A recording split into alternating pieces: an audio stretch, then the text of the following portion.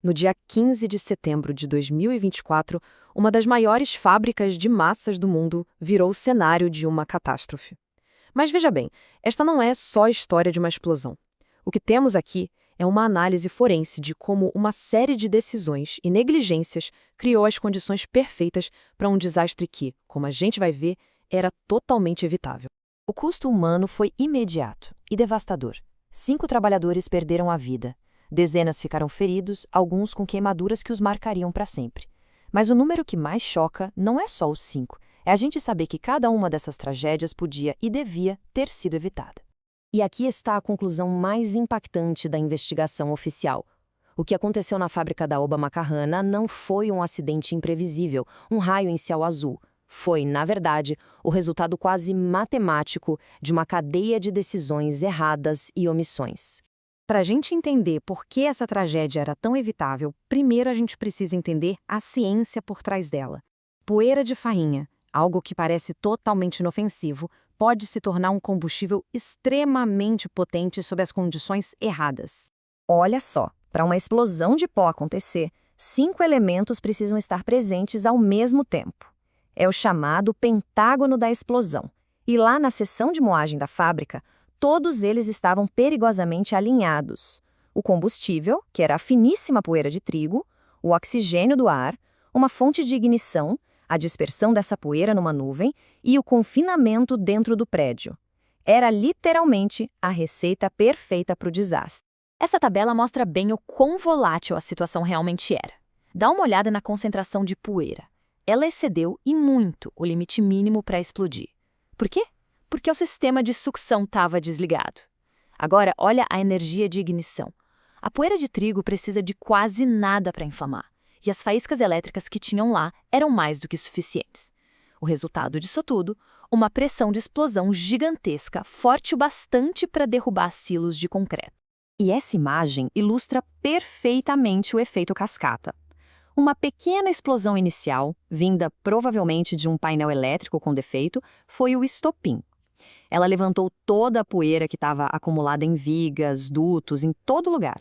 Essa nuvem de combustível encontrou a chama e, bum, detonou, gerando uma segunda explosão massiva que destruiu a instalação em menos de 1 segundo. Então a física explica o que aconteceu, mas para a gente entender o porquê, a gente precisa analisar as barreiras de segurança que deveriam ter impedido isso. O que a investigação revelou foi um colapso total, camada por camada, de todas as defesas da fábrica. O modelo do queijo suíço ajuda a gente a visualizar isso. Pensa assim, cada fatia de queijo é uma barreira de segurança. Um procedimento, um equipamento, uma inspeção. Os buracos são as falhas em cada barreira. Na Oba Macarena, os buracos se alinharam perfeitamente, criando um caminho livre, direto para o desastre. A primeira barreira que caiu foi a de prevenção. Existem regulamentações internacionais, como a ATEX, feitas exatamente para evitar ignições em atmosferas explosivas. Mas lá, elas foram completamente ignoradas. Painéis elétricos ficavam abertos, a fiação era remendada com fita isolante comum e tinha até lixo dentro dos gabinetes. Era uma fonte de ignição só esperando para acontecer. Agora, essa aqui é talvez a revelação mais chocante do processo todo. O diretor da fábrica admitiu em tribunal que a principal barreira contra o acúmulo de combustível, o sistema de coleta de poeira, foi desativada de propósito.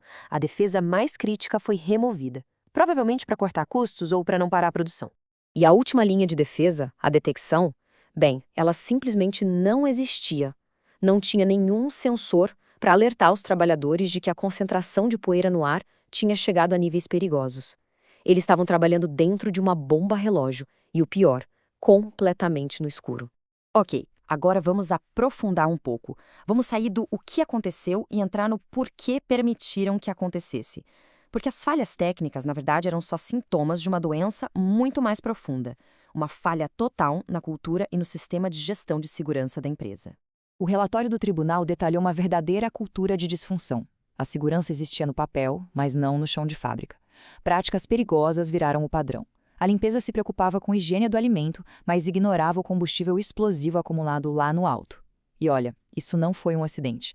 O tribunal classificou como negligência consciente. Eles sabiam dos riscos e escolheram não fazer nada.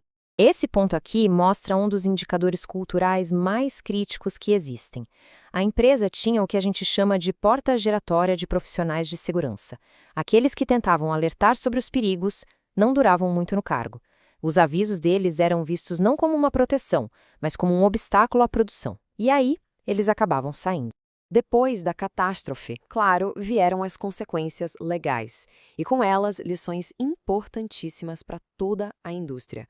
Vamos dar uma olhada no que aconteceu depois e o que a gente pode aprender com tudo isso. O tribunal aplicou sentenças de prisão bem significativas. O diretor da fábrica e o consultor que assinou os documentos de segurança de fachada receberam as penas mais longas. A mensagem da justiça foi muito clara. Isso não foi um simples acidente de trabalho. Foi uma falha de responsabilidade direta e consciente. Então, o que a gente tira de tudo isso? 3 lições fundamentais.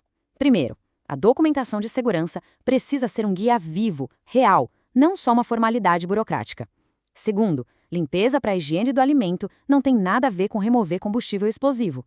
E o mais importante de tudo, os profissionais de segurança precisam ter autoridade de verdade para parar a produção quando identificam um perigo iminente.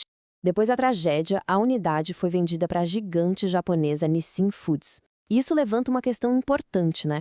Uma nova gestão, um novo nome no prédio. Será que isso é suficiente para apagar uma cultura de segurança tão profundamente falha?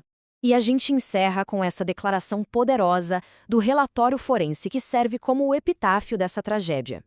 O desastre da Ubacarana é um lembrete brutal da responsabilidade ética que a engenharia e a gestão carregam.